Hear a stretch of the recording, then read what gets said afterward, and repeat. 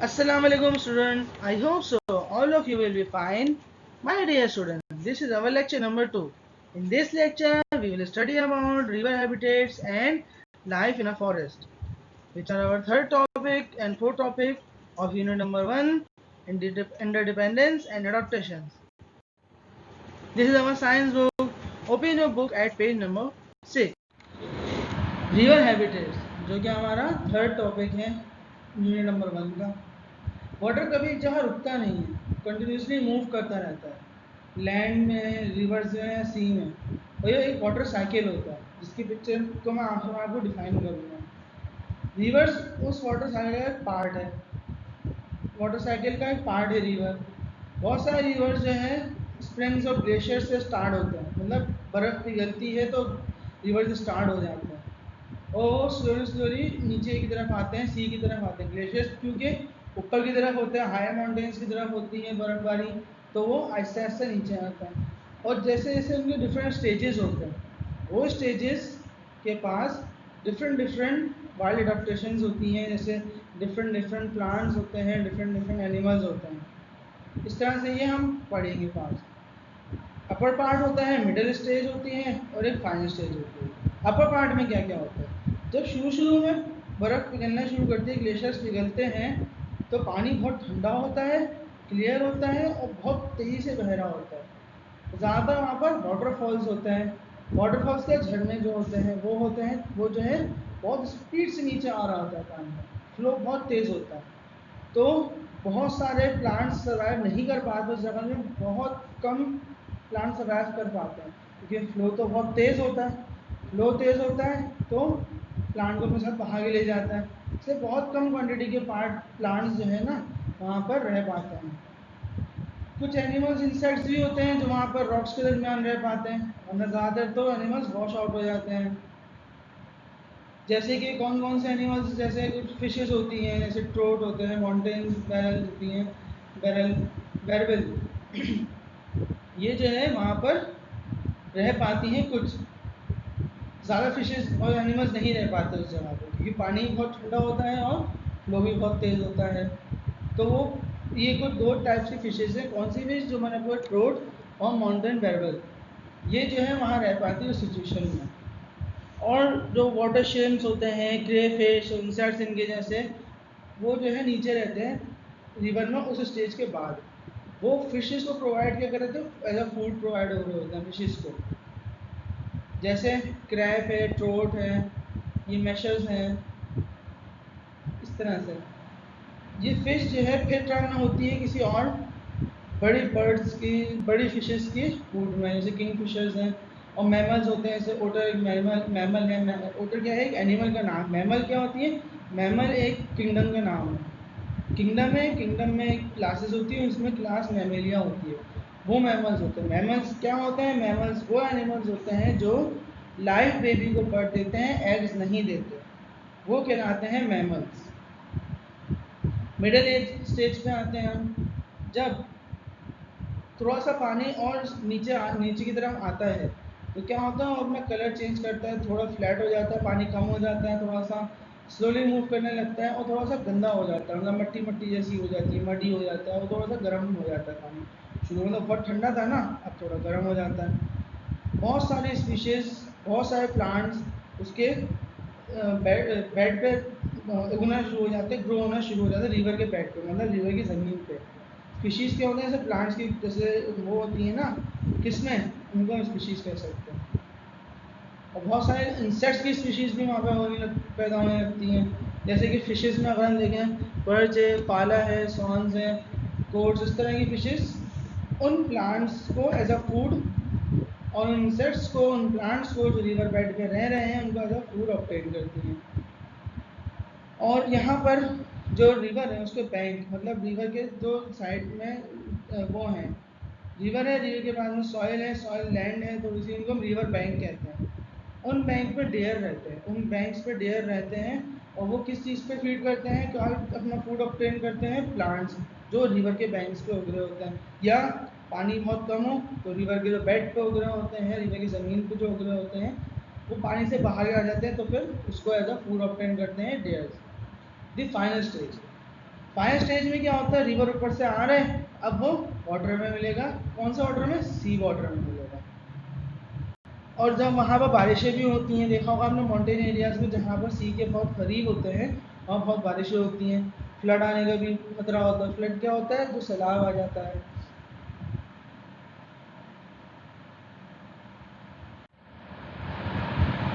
फिर जब पानी रिवर का सी वाटर के साथ मिल रहा होता है ना, तो उस जगह को हम क्या कहते हैं? एस्टुअरी। एस्टुअरी क्या कहते हैं? एस्टुअरी। फ्रेश वाटर और सॉल्टी सी वाटर जब जहाँ मीट कर रहा होता है, जिस जगह पे जहाँ पे समुद्र की लहरें आगे ख़त्म हो रही होती हैं, रिवर का पानी वहाँ मिल रहा होता है, उस जगह पर हम कहते हैं। उस जगह पे बहुत कम किस्म के एनिमल्स होते हैं जो रह पाते हैं, क्योंकि वो थोड़ा मिक्सचर होता है पानी का।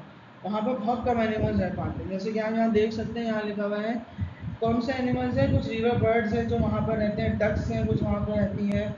इस तरह से वो कुछ बहुत कम फिशेज होती हैं जो वहाँ रह पाती हैं। जैसे क्रैब है, मुलेट है, कैटफिश उस जगह पर रह पाती हैं, वरना नहीं रह पाती। ह्यूज जैसे वहाँ का ह्यूज फ्लॉक्स और डक्स वहाँ पर रह पाते हैं। वहाँ पर मतलब फूड जो है ऑब्टेन करते हैं, थाउजेंड ऑफ एनिमल्स को वहाँ खाते हैं, क्योंकि वो जगह अब एनिमल्स के रहने के लिए काफ़ी हद तक बेहतर हो चुकी होती है। तो वहाँ पर ये अपनी जो है रिप्रोडक्शन स्टार्ट करते हैं, ग्रोथ स्टार्ट करते हैं। इस तरह से वहाँ पर रहना स्टार्ट करते हैं। और भी बहुत इंसेक्ट्स होते हैं जैसे डिकम्पोजर्स होते हैं, क्योंकि हर जो भी लाइफ चीज़ है उसकी डेथ तो होनी है। जैसे प्लांट की डेथ होगी, वो डिके हो जाएगा, ख़राब होगा, तो फिर क्या होगा? वहाँ पर डिकम्पोजर्स भी होते हैं। डिकम्पोजर्स क्या होते हैं? इंसेक्ट्स होते हैं, बॉम्ब्स होते हैं जो डेड ऑर्गेनिक मटेरियल्स खाते हैं, वो वहाँ पर अपना फूड अपने करते हैं। इस तरह से पूरा ये साइकिल है। जैसे हमने पीछे पढ़ा ना वाटर वो फूड वेब पढ़ा और फूड साइकिल्स पढ़ा हमने, वो जो साइकिल्स होती है ना पूरी इस तरह से चल रही होती है। फूड चेन होती है, वो हर जगह फूड चेन चल रही होती है, हमें सिर्फ गौर करने की देर होती है। अभी मैं आपको एग्जाम पिक्चर से बताता हूँ कि वाटर साइकिल होता किस तरह से। ये तो सारी हमारी बात हुई है उसके बारे में, रिवर्स के बारे में। ये देखिए, ये है वो वाटर साइकिल। कहाँ स्टार्ट हो रहा है? ओशियन से, सॉइल से और लेक से। क्या होता है? एवोप्रेशन होता है, पानी भाप बन के उठता है। कभी आपने देखा होगा वाटर जब बॉयल हो रहा होता है, कभी आप उसके ऊपर ना हाथ थोड़ी देर रख के देखिएगा, आपके हाथ में मॉइस्चर आ जाएगा, पानी जमा हो जाता है। क्या हो रहा है? पानी भाप बन के उड़ रहा है। तो इस तरह से जब सनलाइट तेज़ पड़ती है ओशियंस पे, रिवर्स पे या सॉइल पे जो गीली होती है, पानी भाप पड़ के उड़ता है और क्या फॉर्म करते हैं? क्लाउड्स। क्लाउड्स फॉर्म करते हैं। क्लाउड्स पे कंडेंसेशन के अमल में आते हैं। कंडेंसेशन क्या होता है?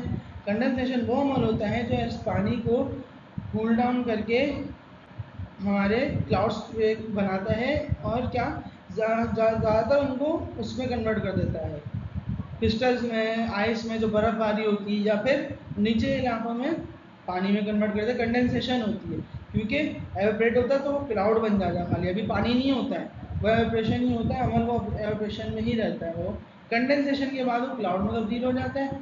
क्लाउड के बाद प्रेसिपिटेशंस होती है। प्रेसिपिटेशन क्या होता है? बारिश होना, या फिर वो होना, बर्फबारी होना, ग्लेशियर्स बन जाते हैं उससे। फिर वो माउंटेन्स पे ग्लेशियर्स आहिस्ता आहिस्ता पिघलते हैं। उसके ज़रिए, जैसे आपको बताया मैंने, लेक से होता हुआ, रिवर से होता हुआ पानी आता है, लेक में जमा होता है, लेक से फिर रिवर्स बनते हैं, रिवर से मुख्तलिफ जगहों पे जाते हैं, फिर सी में आकर जाके मिलते हैं, फिर एवोपोरेशन होती है, फिर कंडेंसेशन, फिर प्रेसिपिटेशन। इस तरह से पूरा साइकिल चलता रहता है। अब आते हैं नेक्स्ट टॉपिक की तरफ, life in a forest. Forest में सिर्फ ट्रीज की ही कलेक्शन नहीं होती, फॉरेस्ट में लेयर बाय लेयर प्लांट्स होते हैं, पूरी एक लेयर्स होती है जो कि हम आगे पढ़ने वाले हैं। उनमें क्या इंक्लूड होता है? श्रब्स होते हैं, हर्बिशियस प्लांट्स होते हैं, फर्न्स, मॉसेस, फंजाई, इस तरह की चीज़ें होती हैं। हर्बिशियस प्लांट्स क्या होते हैं? वो प्लांट्स जो बहुत ज़्यादा बढ़ते नहीं हैं, मतलब जैसे प्लांट्स होते हैं उनके बड़ी स्टेम नहीं होते हैं, बहुत बड़े बड़े छोटे छोटे प्लांट्स होते हैं। वो होते क्या हैं? ज़्यादातर वो हमारे हर्ब्स होती हैं जो हम कुकिंग में इस्तेमाल करते हैं, मेडिसिन में इस्तेमाल करते हैं, इस तरह की बहुत सारी चीज़ों में इस्तेमाल करते हैं। देखें जैसे ये है कहलाते हैं हर्ब्स। देख रहे हैं ये प्लांट जो है हाइट वाले इतने ऊंचे नहीं है, ये हर्ब्स हैं। ये हर्ब्स एंड शर्ब्स जो कहते हैं हम, वो हैं ये हर्ब्स। इस तरह से ये प्लांट्स होते हैं जो स्टार्ट में ग्रो होते हैं, जो साइज में कम होते हैं। Next, forest tree. Forest trees में कौन से ट्रीज होते हैं? दो टाइप्स के ट्रीज होते हैं, डेडिशियस ट्रीज और एवरग्रीन ट्रीज। डेडिशियस ट्रीज कौन सा होता है? डेडिशियस ट्रीज वो ट्रीज होते हैं जो ऑटम सीजन में अपने लीव्स को फॉल आउट कर देते हैं, गिरा देते हैं, झड़ जाते हैं और स्प्रिंग सीजन में न्यू लीव्स के साथ वो आते हैं। उनमें कौन कौन से ट्री एग्जाम्पल्स के तौर पे आते हैं? ओक्स, आलमंड्स के, मैंगोज के, पीपल, बेनियन ट्री के, इस तरह से ट्रीज होते हैं जो कौन से ट्रीज कहलाते हैं? डेडिशियस ट्री। एग्जाम्पल देखें आप, ये देखिए, ये जो ऑरेंज सा हमें सामने हमारा ट्री दिख रहा है, ये डेलिशियस ट्री की एग्जांपल है। ये क्या होगा, अभी ऑटम सीजन आ रहा होगा तो ये अपने लीव्स को तो वो कर देगा, शट कर देगा, मतलब गिर जाएंगे इनके लीव्स, फॉल आउट हो जाएंगे। फिर स्प्रिंग सीजन में न्यू लीव्स आएंगे, फिर इनके से वो आएंगे, फ्रूट्स आएंगे। वापस आते हैं एवरग्रीन ट्रीज। एवरग्रीन ट्रीज कौन से होते हैं? एवरग्रीन ट्रीज वो वाले ग्रीन ट्रीज होते हैं जो थ्रू आउट द ईयर, पूरा साल लीव्स उनकी ग्रीन ही रहते हैं, मतलब वो अपने लीव्स को फॉल आउट नहीं करते, शेड नहीं करते, गिराते नहीं हैं अपने लीव्स को। बहुत कम होते हैं, कुछ जैसे ख़राब हो जाते हैं ट्रीज, किसी बर्ड ने कुछ ख़राब कर दिए या फिर किसी इंसेक्ट्स ने कुछ खा लिया तो वो लीव्स जो है वो गिरा देते हैं, वरना वो लीव्स नहीं गिराते हैं। उनमें कौन सी ट्रीज के एग्जाम्पल्स में आते हैं? पाइन, फिर डिओडार और स्पर्स जो है इनके एग्जाम्पल्स हैं। इसलिए देखिए ये एक ट्री है, ये थ्रू आउट द ईयर इनके लीव्स ग्रीन ही रहते हैं। नेक्स्ट है the shrubs and herb layer. Herbs and shrub layer जो होती हैं वो कहाँ ग्रो होती हैं? बेड पे, बिल्कुल सॉइल से थोड़ा सा अबव द ग्राउंड, थोड़ा सा। उनके टाइमिंग्स होती है, जब हर्बिशियस प्लांट्स कहलाते हैं, जो मैंने आपको जैसा बताया, जो बिल्कुल स्मॉल होते हैं, ये कब ग्रो करते हैं सही से? जब हमारे डेडिशियस प्लांट्स, डेडिशियस ट्रीज जो क्या करते हैं, अपने लीव्स को शेड करते हैं, फॉल करते हैं, उस वक्त ये जो नीचे प्लांट्स होते हैं इन तक सनलाइट प्रॉपर पहुंचती है, जब ये अपने सर्वाइव करते हैं अच्छी तरह से। जब ये सीजन्स में जो होता है, जब डेलिशियस ट्री अपने लीव्स दोबारा ग्रो करना स्टार्ट कर देता है, तब ये प्लांट्स या तो मर जाते हैं या फिर स्टोर्ड फूड से जिंदा रहते हैं, जब तक कि नेक्स्ट सीजन ना आ जाए डेलिशियस प्लांट्स के लीव्स को फॉल होने का। इसी तरह से इसी फ्लोर पे मॉसेस, लिवरवोर्ट और लीचेंस रहते हैं। ये हैं क्या? ये जो है वो है, लिवरवोर्ट जो है एक वॉर्म है। लीचेंस आपने देखी होगी, जो है बॉडी पे अगर चिपक जाए तो वो ब्लड सक करती हैं, वो लीचेंस होती हैं। ये प्लांट जो है बहुत कम लाइट पे जो है गुजारा कर रहे होते हैं। इनफैक्ट ये प्रेफर ही करते हैं इस तरह की चीज़ जो है शेडी प्लेसेस होते हैं। ये कौन से एनिमल्स और कुछ प्लांट, जैसे मॉसेस है, मॉसेस एक प्लांट्स हैं, लिवरवॉर्ट है, लिजेंस, ये जो है इस तरह की जगह ही थोड़ी अच्छी इनको लगती है और इस जगह पे ही ये लोग रहना पसंद करते हैं। ये जो है जो एवरग्रीन ट्रीज होते हैं उनके नीचे हर्ब्स एंड शर्ब्स होते हैं, उनके ट्रीज के नीचे रहते हैं वो, उन तक लाइट बहुत कम पहुंचती है क्योंकि वो बिल्कुल ग्राउंड के पास होते हैं। बड़े बड़े जो ट्रीज होते हैं वो हाई पे हो जाते हैं, बहुत हाइट उनकी बढ़ जाती है, तो वो क्या करते हैं, वो सनलाइट को नहीं आए देते, तो इस वजह से उनके नीचे जो सॉइल होती है जहाँ हर्ब्स और शर्ब्स पैदा हो रहे होते हैं वो बहुत ज़्यादा फर्टाइल नहीं होती। पेज नंबर 9 पे आएंगे। दी फॉरेस्ट फ्लो, जो ख़राब होते हैं लॉग्स ख़राब हो रहे होते हैं और डेड लीव्स होते हैं, उन लीव्स, उन लॉग्स मतलब पेड़ का जो तना होता है, मतलब जब वो डेड हो जाता है तो गिर जाता है, जब वो किसके लिए होम साबित होता है? स्मॉलर एनिमल्स के लिए, जैसे कि वुड लाइन्स और मिलीपीड्स, बिटल्स, सेंट्रीपीड्स, स्पाइडर्स वगैरह। क्यों? क्योंकि ये एनिमल्स थोड़ी ठंडी जगह पे और थोड़ी डार्क जगह पे रहना पसंद करते हैं, तो ये चीज़ इनके लिए बहुत अच्छी साबित हो रही होती है। ये एनिमल्स अपने आप को कूल रखने होता है और इसी जगह से इनको फूड भी हासिल हो रहा होता है। और इस तरह के फॉलन लॉन्ग्स जो होते हैं, ब्रांचेस होती हैं और सॉफ्ट वुड्स होते हैं जो इनको हेल्प कर रहे होते हैं इनका रिप्रोडक्शन में। से लार्वा जो होते हैं वो वहीं पर अपना स्टार्ट कर देते हैं ग्रोथ। वुडलैंड एनिमल्स, बहुत सारे ट्रीज होते हैं उसमें इंसेक्ट्स रह रहे होते हैं, बहुत डिफरेंट किस्म के बर्ड्स रह रहे होते हैं, तो वो इनके लिए ट्रीज जो है इनके लिए ट्रीज तो एक अपना अलग उनकी लाइफ है, लेकिन वो बहुत सारी लाइफ से जुड़े हुए भी हैं। क्यों चेन चल रही है, फूड चेन चल रही है, हर चीज़ की चेन चल रही होती है, साइकिल चल रहा होता है, हर किसी के लिए फ़ायदेमंद हो रहा होता है। तो ट्रीज़ क्या होते हैं, ये प्लांट्स और बर्ड्स के लिए फ़ायदेमंद होते हैं। जैसे हमारे कैटरपिलर्स हैं, वो इन ट्रीज़ के लीव्स को ईट करते हैं, तो फूड भी मिल रहा है उनको, शेल्टर भी मिल रहा है, होम भी मिल रहा है। वुड पैकर्स जो होते हैं उनकी स्पेशल बीक होती है। हमने देखा होगा कार्टून में वुड पैकर्स होते हैं, वुड पैकर्स होते हैं, वो क्या करते हैं, वो उनकी स्पेशल बीक्स होती हैं, वो बीक से जो है ना अपने ट्री में जो है होल करके टंग से अपनी वो इस तरह के होती है उनकी नेचर कि वो होल करके इंसेक्ट्स निकाल लेते हैं, लार्वा निकाल लेते हैं जो ट्री में ट्रंक में रह रहे होते हैं अंदर। इस तरह से ओल्स हैं, हॉक्स हैं, ये क्या करते हैं, ये जो है नेस्ट में आते हैं, अपनी रात सोते हैं, जिस वक्त भी सोते हैं, जैसे ओल दिन में सो रहे होते हैं, जिस वक्त भी आते हैं वो अपने ट्री को इस तरह से होम यूज़ कर रहे होते हैं। लेकिन वहाँ पर उनको फूड नहीं मिलता, हर ट्री पे भी मिलता है, ज़मीन पे भी मिलता है, अराउंड द सराउंडिंग हर जगह से उनको ऑल्स को हॉक्स को अपना फूड जमा करना पड़ता है, लेना पड़ता है। आगे चलते हैं। देखिए, जब लीव्स या और पूरे पूरे प्लांट्स कभी कभार डेड हो जाते हैं किसी वजह से फॉरेस्ट में, तो वो ज़मीन पे आ जाते हैं, गिर जाते हैं। तो बारिश से जब वो गीले हो जाते हैं तो ग्रेजुअली क्या होता है, वो डिके होना शुरू हो जाते हैं, ख़राब होना शुरू हो जाते हैं, सॉइल में अंदर की तरफ घुसना शुरू हो जाता है। तो कुछ एनिमल्स होते हैं जैसे वुडलाइन्स हैं, मिलीपीड्स हैं, अर्थवॉर्म्स हैं, वो उसके लीव्स को ईट करना खाना शुरू कर देते हैं, उनके डेड लीव्स को। क्योंकि जब डेड हो गया प्लांट्स तो लीव्स ही डेड हो जाएंगे, ज़ाहिर सी बात है। डिकम्पोजर जो होते हैं जैसे बैक्टीरिया, फंजाई, वो उनको ब्रेकअप करते हैं सॉइल में और उनको स्लोली चेंज करते हैं किसे, मिनरल सॉल्ट्स में।